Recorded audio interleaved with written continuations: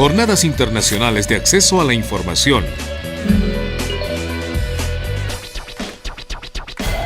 Existe também na terminologia arquivística brasileira uma ideia de quadros de classificação, ou esquemas de classificação, ou tabelas de classificação. E isso é levado para os documentos também na fase permanente como quadros de arranjo, que temos a impressão de que são coisas distintas, porém têm a mesma finalidade. Então, esse trabalho propõe uma discussão sobre a metodologia da elaboração de documentos de arquivo, independentemente do ciclo de vida dos documentos.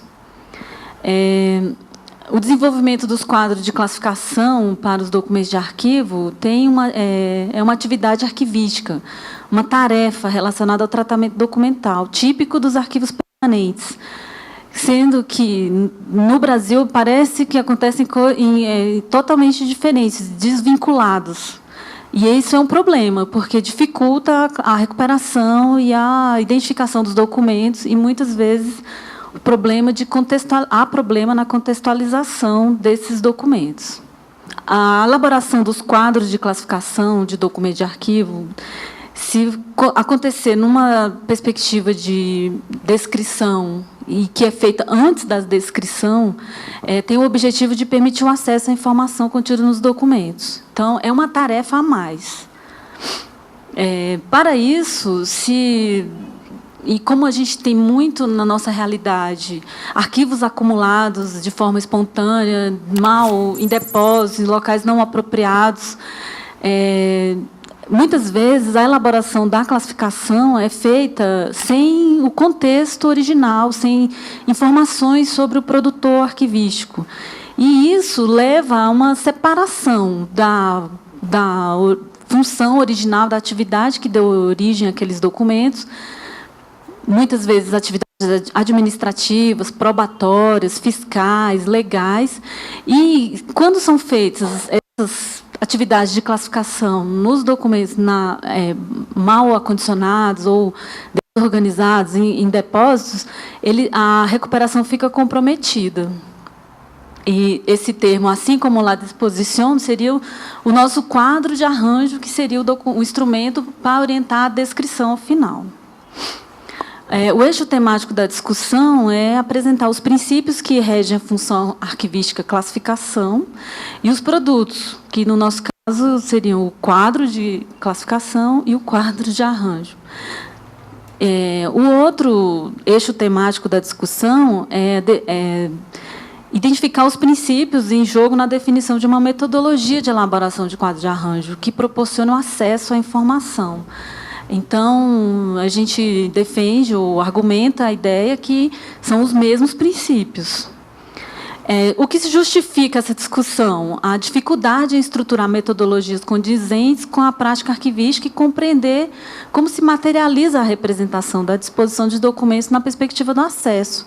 Porque essa materialização da representação dos esquemas de classificação dos documentos de arquivo são fundamentais para que facilite a recuperação, para o acesso nos documentos da fase permanente, nos arquivos históricos.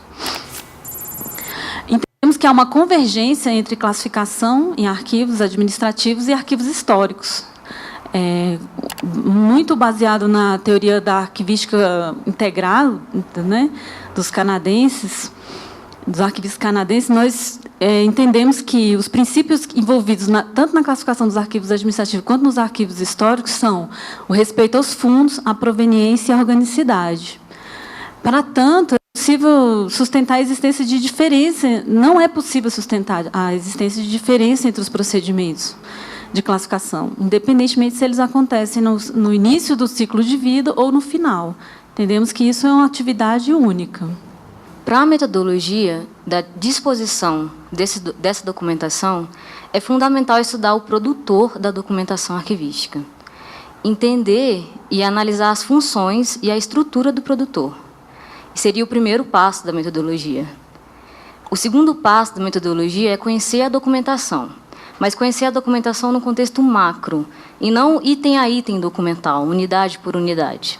O terceiro passo é a representação dessa classificação, seria colocar ela numa estrutura.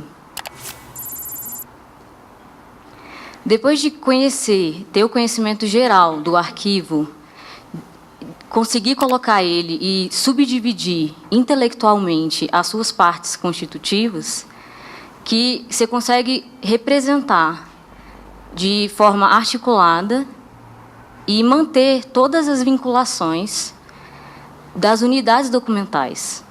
E mantém uma hierarquia entre o produto, mostrando a relação do produtor com o contexto arquivístico. E essa representação, ela se dá em formas de grupos, seções, subseções e séries documentais, que são o que compõem o arquivo. Essa é a proposta, né, de representação. No centro, a gente tem o fundo, que um autor chamado Duchenne, de 83, ele define que, para ser representado como fundo, tem que ter um vasto grau de autonomia, denominação e existência jurídica própria, tem que ter atribuições específicas estáveis. E, nesse caso, a gente tem o fundo representado ao centro e duas macrofunções, que seria a administração superior e ensino, pesquisa e extensão. Que as funções definidas pelo Conselho Nacional de Arquivo seriam objetivos de alto nível, né? E à direita, a administração superior, ela é responsável pela a parte executiva e normativa e deliberativa. À esquerda, a função ensino, pesquisa e extensão é a parte acadêmica.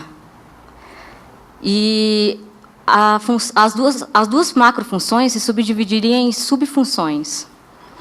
Essas subfunções teriam suas respectivas seções. Dentro dessas seções, a documentação se encaixa dentro dessas seções. E essas seções são representativas da estrutura organizacional que é o produtor arquivístico. Essa proposta, ela tem um aspecto diferenciado em relação às outras, os comuns quadros de arquivo ou quadros de classificação que existem no Brasil. Em geral, se usa a estrutura hierárquica como modelo de organograma. Não o organograma da instituição, mas representa-se a documentação em forma de organograma, o que, para a gente, é um problema, porque não compreendemos funções como hierarquicamente vinculadas a estruturas. As funções são objetivos de alto nível da instituição, e não da estrutura interna dela, de uma secretaria, de uma unidade, que pode mudar com o tempo. Então, nossa proposta é identificar o fundo, sua primeira subdivisão, que seria função, as subdivisões das funções são as subfunções. Em seguida, estaríamos as seções e encerraríamos aí no grupo. A representação não é exaustiva, para não ser datada, para ela não se perder em pouco tempo, a não ser que a instituição se mude na sua essência. E a ideia é fazer com que o usuário, ao olhar essa estrutura, ele consiga compreender a instituição de uma forma macro e, dali, buscar os documentos e ter o acesso à informação à medida da sua necessidade específica. Temos tido muitas discussões e dificuldades de entendimento dessa proposta, porque as pessoas não entendem, não conseguem sair do lugar comum do modelo tradicional do arranjo, organograma, né? Então, temos tido algumas resistências em relação a esse modelo, mas ele, no caso dessa instituição especificamente, tem atendido bastante à necessidade de acesso. Então, a gente está tentando difundir mais essa ideia para ver se ela se estabelece, se consolida. Então, é isso. Saudações arquivísticas.